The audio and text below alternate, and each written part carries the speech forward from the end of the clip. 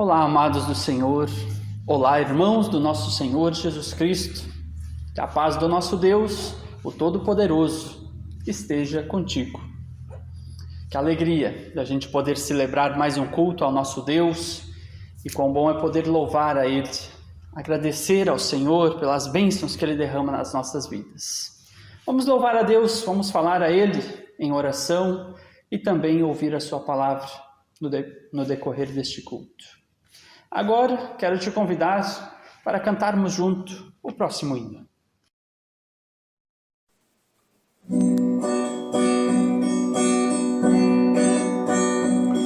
Senhor, tu nos chamaste, portanto estou aqui. Senhor, tu nos chamaste, portanto estou aqui. Porque nos convidaste, sou grato a ti. Porque nos convidaste, sou grato a ti. Nós temos a palavra e teu exemplo bom. Nós temos a palavra e teu exemplo bom. Tu abres nosso ouvido e o coração. Tu abres nosso ouvido e o coração.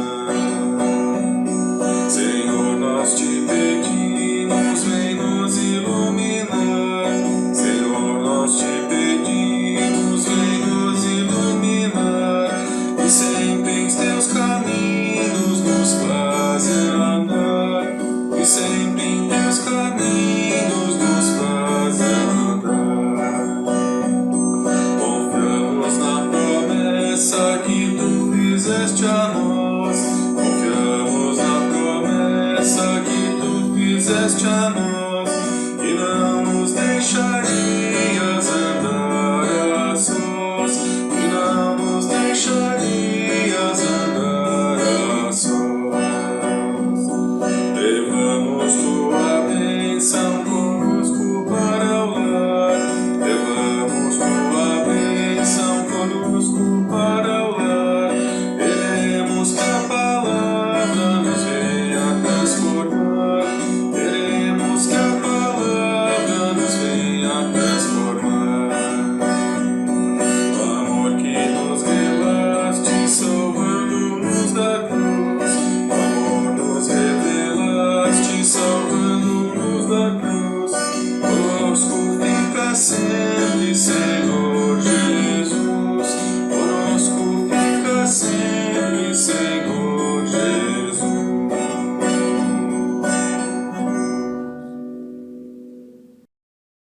Querido irmão, querida irmã, nós celebramos este culto em nome e na presença do Deus Pai, Filho e Espírito Santo. E assim eu também quero saudá-los com as palavras de Isaías, capítulo 25, o verso 9, onde nós lemos: naquele dia todos dirão, Ele é o nosso Deus. Nós pusemos a nossa esperança nele e Ele nos salvou. Pergunto a vocês, quem é que nos dá a salvação? O nosso Senhor Jesus Cristo. Ele é o nosso Deus, é nele que nós confiamos, pois sabemos que Ele sempre está conosco, nos momentos de alegria, de tristeza, de tranquilidade ou mesmo quando estamos preocupados. O nosso Senhor Jesus está ao nosso lado. Ele nos cuida, nos protege dia a dia e nos presenteia com amor e bênçãos. E mais, foi o nosso Senhor Jesus que morreu e ressuscitou para nos dar a vida eterna, a salvação do poder do pecado. É mediante Jesus que nós somos livres da culpa e do poder do pecado, e mediante a sua volta é que nós seremos livres também da presença do pecado em nossas vidas. Por isso, amados, que nós mantenhamos firme a nossa fé e a nossa esperança no Senhor Jesus, bem como na sua volta. Vamos louvar a Deus, cantando o próximo hino.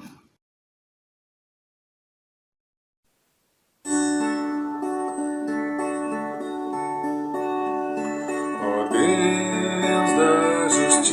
justiça,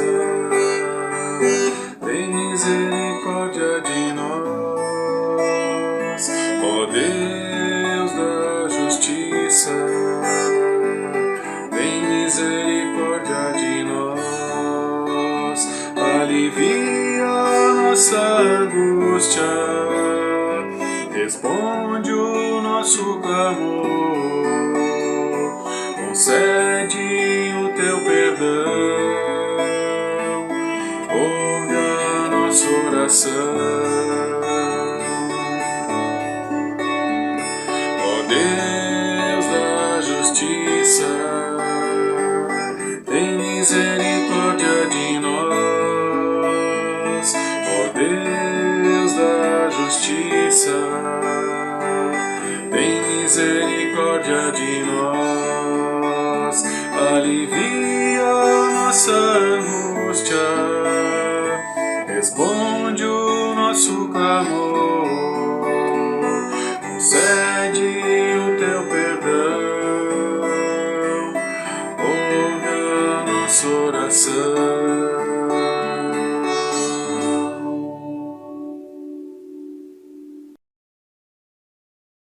Queridos, quero convidá-los para me acompanharem na leitura do Evangelho do dia de hoje, Evangelho de Marcos, capítulo 10, do verso 17 até o 22, o qual eu passo a ler. Quando Jesus ia saindo, um homem correu em sua direção e se pôs de joelhos diante dele e lhe perguntou: Bom mestre, que farei para herdar a vida eterna? Respondeu-lhe Jesus: Por que você me chama bom? Ninguém é bom a não ser um, que é Deus. Você conhece os mandamentos: não matarás, não adulterarás, não furtarás, não darás falso testemunho, não enganarás ninguém, honra teu pai e tua mãe. E ele declarou: Mestre, a tudo isso tenho obedecido desde a minha adolescência. Jesus olhou para ele e o amou. Falta-lhe uma coisa, disse ele. Vá, venda tudo o que você possui e dê o dinheiro aos pobres, e você terá um tesouro no céu. Depois venha e siga-me. Diante disso, ele ficou abatido e afastou-se triste, porque tinha muitas riquezas. Até aqui o texto do Evangelho do dia de hoje. Quero te convidar para uma palavra de oração. Pai de amor, na tua presença nos reunimos de forma virtual para a celebração deste culto. Pedimos, ó Deus, que por meio do Teu Espírito Santo e da Tua Palavra, Tu venha falar a nós no dia de hoje, venha tocar o nosso coração e nos transformar de acordo com o Teu querer. Fala conosco, ó Pai, toca esse nosso duro coração, amoleça-o com a Tua Palavra, para que nós possamos assim cumprir com a Tua vontade. Esteja conosco neste culto, é o que nós te pedimos, em nome do Teu amado Filho, Jesus Cristo, nosso Senhor e Salvador. Amém. Agora, nos preparando para a mensagem, vamos ouvir o hino a seguir.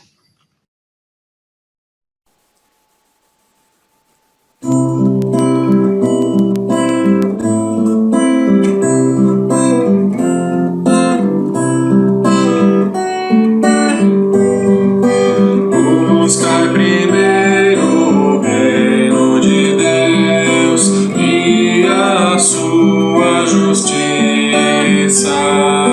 Todas essas coisas nos serão acrescentadas.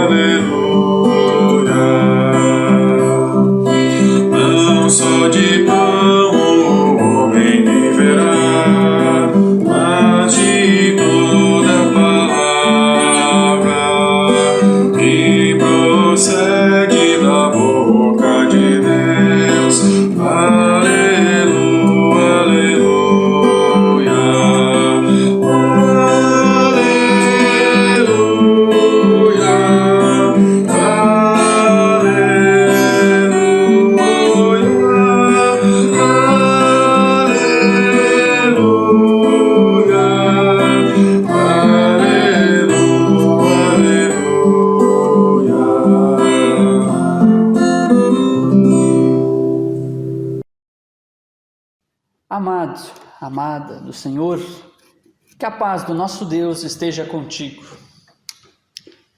Quero perguntar a ti, até onde tu permites que a palavra de Deus transforme a tua vida? No decorrer desta mensagem, quero que você tenha em mente duas perguntas, para que assim, até o final deste culto, tu possas ter refletido sobre elas e chegado a uma conclusão. A primeira: há áreas em minha vida ou na tua vida que não foram transformadas pela palavra de Deus?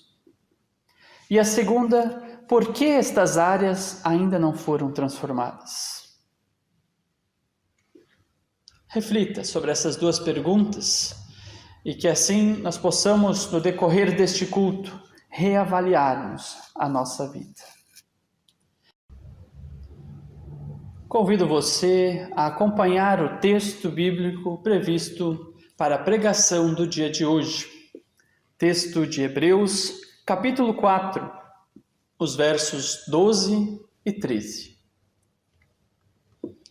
Porque a palavra de Deus é viva e eficaz, e mais cortante do que qualquer espada de dois gumes, e penetra até a divisão de alma e espírito, e de juntas e medulas, e é apta para discernir os pensamentos e intenções do coração. E não há criatura alguma encoberta diante dele. Antes, todas as coisas estão nuas e patentes aos olhos daquele a quem havemos de prestar contas.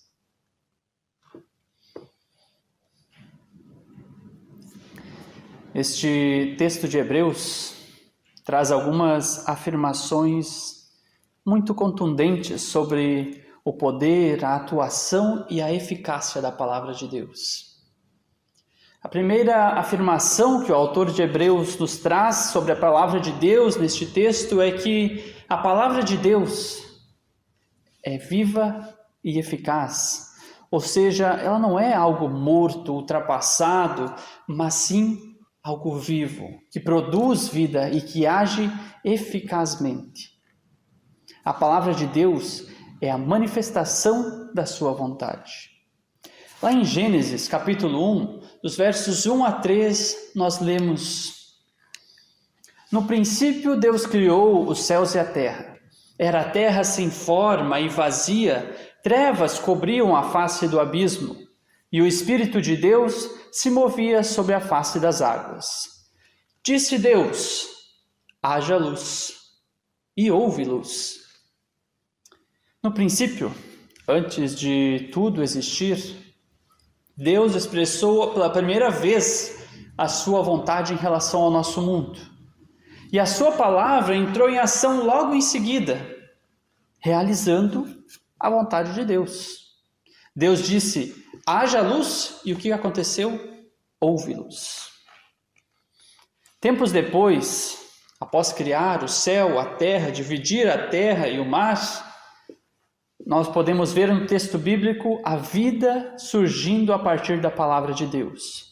Nos versículos 11 e 12 de Gênesis 1, nós lemos: disse Deus, cubra-se a terra de vegetação, plantas que deem sementes e árvores, cujos frutos produzam sementes de acordo com as suas espécies. E assim foi. A terra fez brotar a vegetação, plantas que dão sementes de acordo com as suas espécies, e árvores cujos frutos produzem semente de acordo com as suas espécies.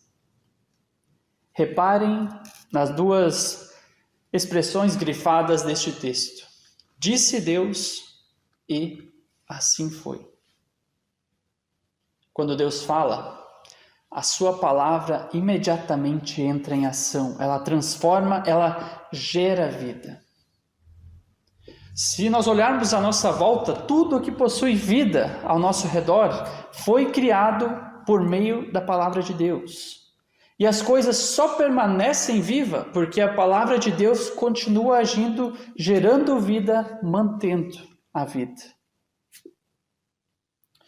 Outro lugar onde a gente pode ver esse agir gerador de vida da palavra de Deus é nos evangelhos. Durante o tempo de ministério aqui no mundo, Jesus foi a maior prova do agir gerador de vida da palavra de Deus. Aonde Jesus chegava, aonde ele passava, as coisas se transformavam. Os cegos ganhavam visão novamente, os coxos voltavam a andar, os mudos tinham a sua fala restituída, os endemoniados eram libertos, os famintos eram saciados e até mesmo os mortos voltavam à vida, aonde Jesus passava.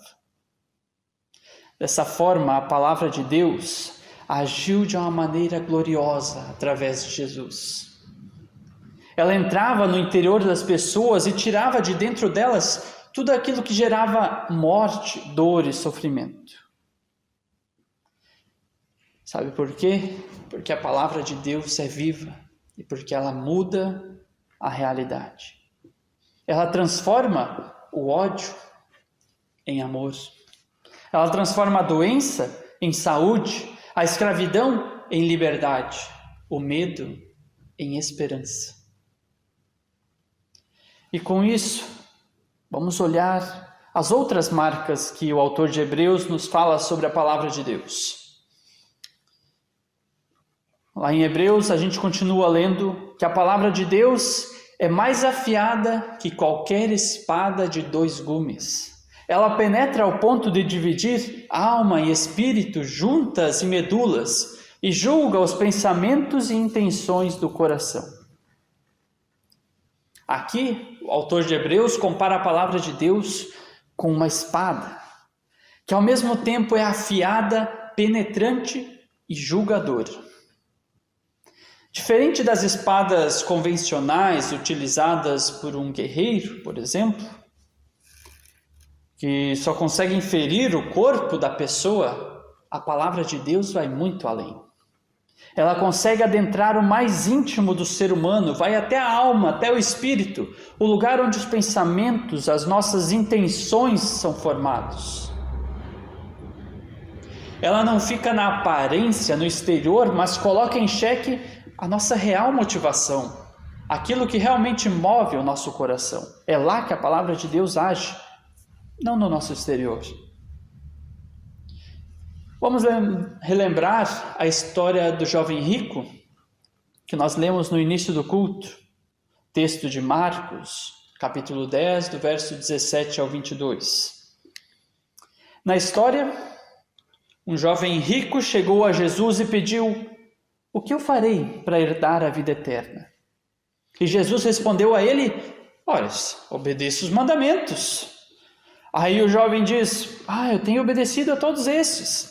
O que me falta? Será que me falta alguma coisa, Senhor?"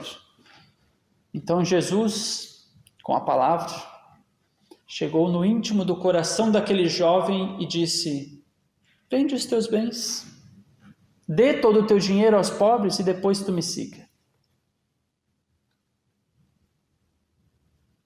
O texto bíblico nos diz que o jovem foi embora triste, porque ele possuía muito dinheiro.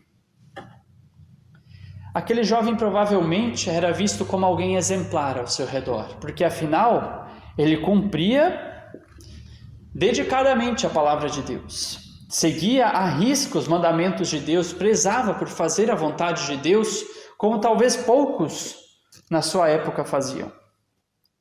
Mas tudo isso era apenas no seu exterior. Era o que as pessoas viam na sua vida. Quando Jesus conversou com ele, Jesus não ficou apenas no exterior, naquilo que o jovem aparentava, mas Jesus entrou lá no coração dele. Jesus chegou ao centro da vida daquele rapaz com a palavra de Deus. E quando a palavra de Deus tocou o fundo do seu coração, o rapaz se deu conta de que não era a vontade de Deus que controlava a sua vida, que controlava os seus sentimentos, as suas intenções. Outra coisa estava ocupando a vontade de Deus na sua vida. E isso a palavra revelou a ele.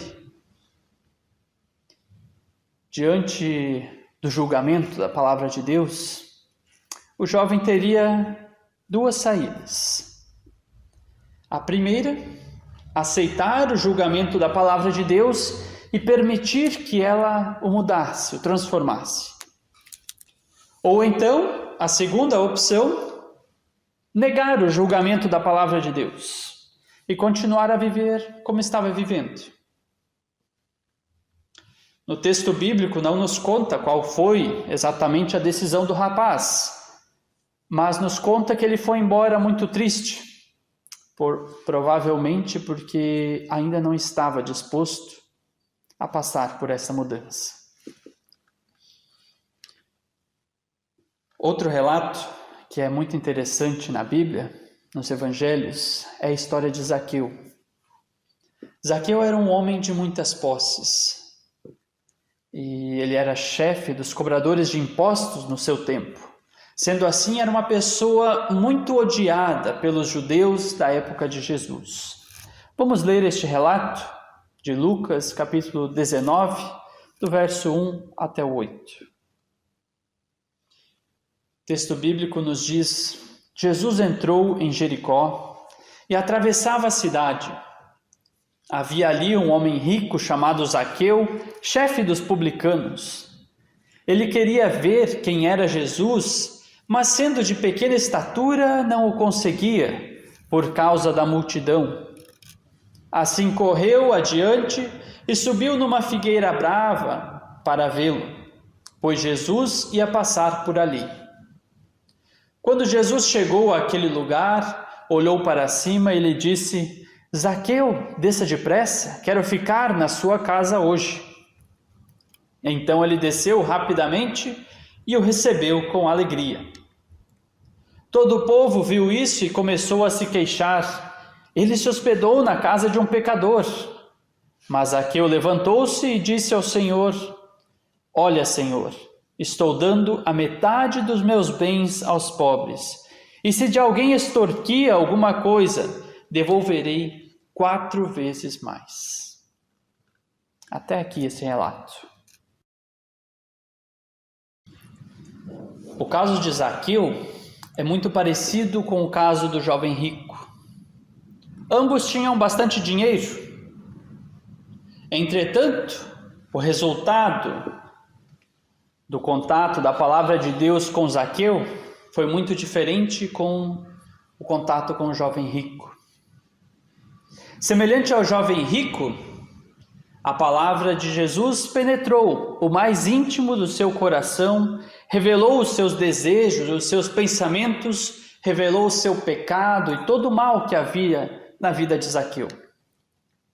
Semelhante ao jovem rico, Zaqueu também recebeu 2 opções: aceitar o julgamento e permitir que a palavra de Deus o mudasse, o transformasse, ou então negar o julgamento e continuar a viver como estava. Zaqueu escolheu a primeira opção. Ele deixou a palavra de Deus mudar o seu interior. Zaqueu confessou os seus pecados, roubos, corrupções cometidas e arrependeu-se. E não só isso, ele mudou totalmente a sua vida, abriu mão do seu luxo e deu metade dos bens que possuía aos pobres, aos necessitados. E ainda devolveu 4 vezes mais às pessoas que ele tinha extorquido durante a sua vida. Diferente do jovem rico, Zaqueu não resistiu à palavra de Deus. Ele a aceitou e permitiu que ela transformasse a sua vida. E desta mesma forma é que nós nos encontramos toda vez que ouvimos a palavra de Deus. A palavra de Deus, assim como foi para o jovem rico e para Zaqueu, sempre penetrará o nosso íntimo. Irá além das nossas aparências, irá ao mais fundo do nosso coração. E lá ela colocará em julgamento os nossos pensamentos, intenções, os nossos sentimentos. A palavra de Deus trará aos nossos olhos todo o pecado escondido na nossa vida, para que nós possamos tomar uma decisão. Obedecer a palavra de Deus e deixar ela nos transformar, ou resistir e continuar do mesmo jeito, em pecado. Muitas vezes nós agimos como o jovem rico quando isso nos acontece. Assim como o jovem rico, nós fazemos a vontade de Deus, aparentemente. Parecemos pessoas boas, agimos corretamente, com responsabilidade, com respeito, mas no fundo do nosso coração nós sabemos quais pontos não estão legais na nossa vida, quais pontos estão em desacordo com a vontade de Deus. Aí chega um momento em que a palavra de Deus penetra o nosso interior e toca justamente neste ponto fraco, nestes pontos fracos. E então, muitas vezes, a nossa tendência é nos colocarmos em posição de defesa diante da palavra. Colocamos entre nós e a palavra um muro de boas obras. Quando a palavra chega no nosso interior e nos revela o nosso pecado, nós dizemos, não, peraí, não é bem assim não. Olha só quanta coisa boa eu faço, olha só isso aqui. Olha só essa outra coisa. Assim como o jovem rico, a gente diz, não, mas eu honro os meus pais, eu não mato, eu não roubo, eu não cometo adultério, eu não falo mentiras. Com isso, nós tentamos esconder de Deus, da sua palavra, os erros e pecados mais profundos do nosso ser. Tentamos esconder as nossas motivações, os nossos pensamentos, intenções e imperfeições. Nos agarramos a essas imperfeições e não soltamos, porque nós temos medo do que aconteceria se nós entregássemos na mão de Deus para ser transformadas. Ficamos como um pássaro em uma gaiola. Deus vem até nós e nos mostra o que está nos prendendo. Ele mostra o nosso pecado e nos oferece liberdade. Ele abre a gaiola para a gente sair e voar com Ele, para a gente viver em liberdade com Ele. Mas com medo nós fechamos a porta, a trava da gaiola, novamente dizemos, Senhor, eu prefiro ficar aqui do jeito que eu estou, na minha vida em pecado, com as minhas imperfeições. Vamos deixar as coisas como estão, Senhor. O jovem rico chegou a Jesus como alguém que aparentemente era livre, que fazia a vontade de Deus, mas Jesus mostrou a ele que na verdade o seu coração estava preso ao dinheiro. Então Jesus abriu as correntes, permitiu que o jovem fosse de fato livre para fazer a vontade de Deus. Entretanto, quando Jesus lhe mostrou a liberdade, ele ficou com medo, triste. Ele fechou a porta da sua gaiola e voltou triste para casa, porque Jesus lhe mostrou a verdadeira liberdade e ele abriu mão dela. E da mesma forma que aconteceu com o jovem rico, muitas vezes acontece conosco. Depois de ouvir a palavra de Deus, nós podemos acabar indo para casa tristes, porque a palavra de Deus entra no nosso interior, mostra as nossas correntes de pecado, nos oferece liberdade, mas nós temos medo e por isso rejeitamos o julgamento da palavra de Deus. Nós sabemos o mal que o pecado faz na nossa vida. Ele destrói a nossa saúde, os nossos relacionamentos, as nossas amizades, destrói a nossa família. O pecado nos afasta diariamente da palavra de Deus, da sua presença e ainda mais da presença do próximo.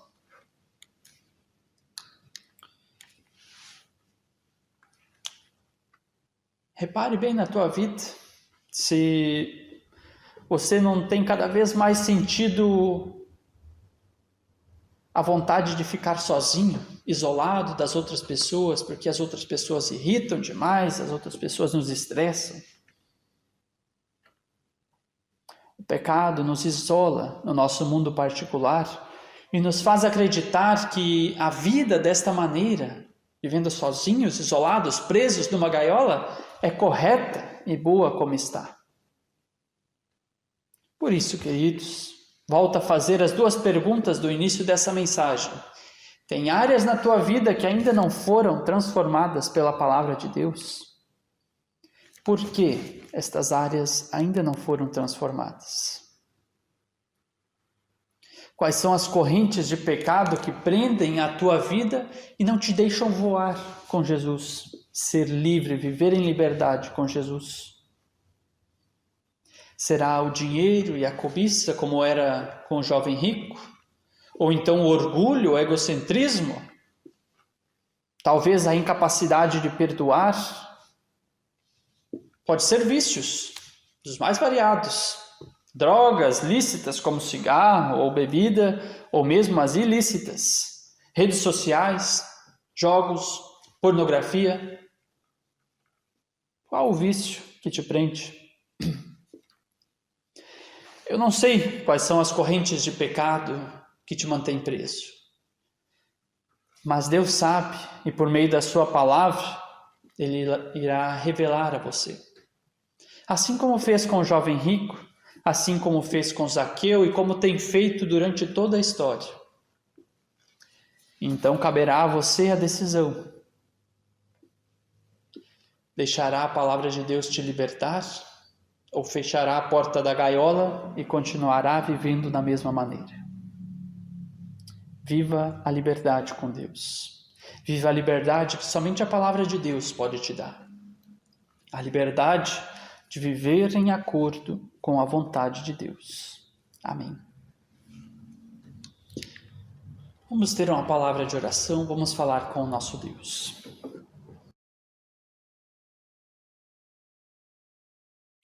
Pai de amor, Senhor Todo-Poderoso, nós te agradecemos pelo teu cuidado, pelo teu amor e por essa palavra que vem, Senhor, como uma espada e penetra o nosso coração, penetra o mais íntimo do nosso ser e nos mostra o quão falho nós somos, o quão pecadores nós somos.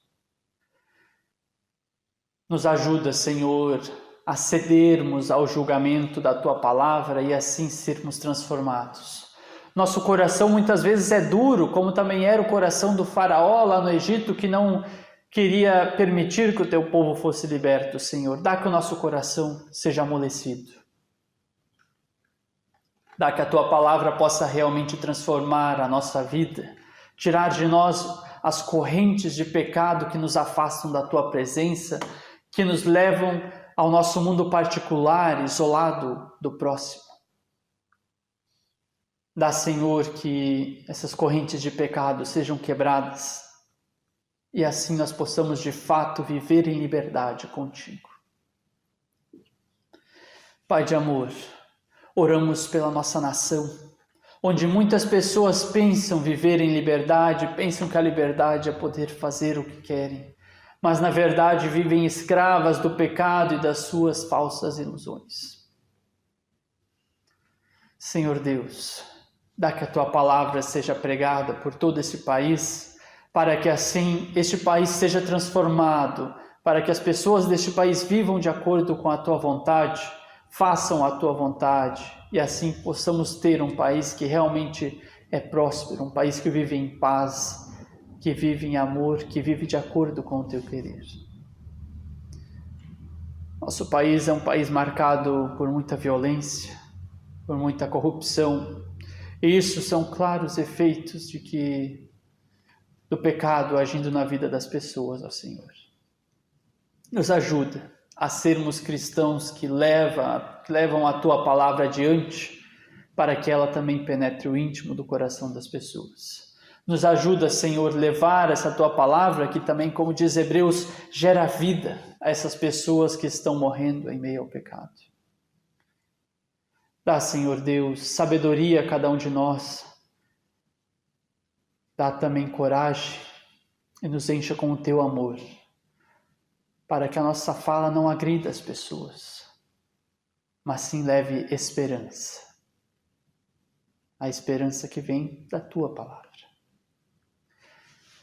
Assim também, ó Pai amado, nós queremos colocar aqui diante de Ti as muitas pessoas que, na nossa paróquia, os cristãos do nosso país